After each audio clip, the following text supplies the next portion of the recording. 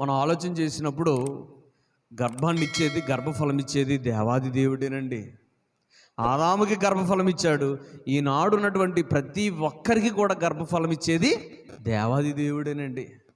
చాలామందికి పిల్లలు లేరు అని మా మేము ఉంటున్నటువంటి ప్రాంతానికి ఒక 15 కిలోమీటర్లో ఒక నుయ్యి ఉంటుందండి.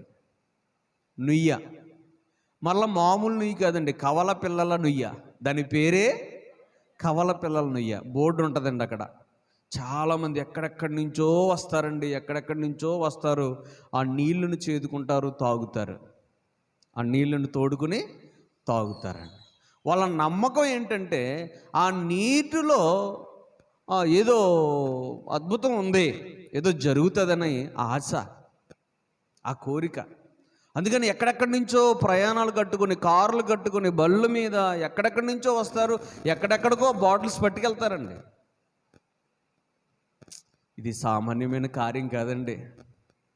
బహుమానం అని దేవుడిచ్చినటువంటి గర్భఫలం అనేది ఒక నీటి వల్ల, ఒక పండు వల్ల, ఒక ఆయన ప్రార్థన చేసి యాప్లిస్గా ఇస్తే గర్భఫలం వస్తుందని చెప్పితే అందరూ ఆ యాప్లిస్కాయల కోసం ఎగబడుతున్నారండి. ఓ పాస్టర్ గారు, నేను ఈ ఫలాల మీద ప్రార్థన చేస్తున్నాను, గర్భఫలము లేని వారు వచ్చి ముందుకొచ్చి ఈ యాపిల్కాయ తీసుకుని తినండి అంటే పరుగు మీద పాపం ఆశ అండి. ఎన్నో సంవత్సరాల నుంచి పిల్లలు లేకుండా ఉన్నారు. నమ్మి దేవుడితో కార్యం చేస్తాడని నా పళ్ళు కోసం ఎగబడిన వాళ్ళు చాలామంది ఉన్నారండి. ఆయనే మరొక చోట, మరో ప్రాంతంలో ఎట్టుబళ్ళు ఎవరైతే గర్భఫలం లేదో వచ్చి ఎట్టుబళ్ళు తినడానగానే పాపం ఎగబడి వచ్చి తిన్న వాళ్ళు ఉన్నారండి.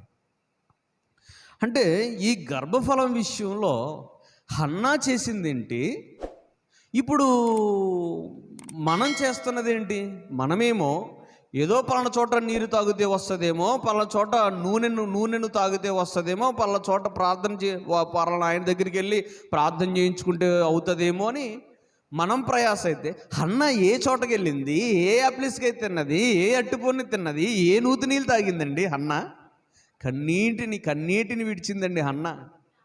తాను నమ్ముకున్న దేవుని మీద మోకరించి, తాను నమ్ముకున్నటువంటి దేవుని పైన ఆనుకుని ఆమె సంచరిస్తున్నటువంటి ఆ మందిరంలోనే కన్నీటితో గోజాడుతుంటే దేవుడు గర్భం తెరిచాడండి.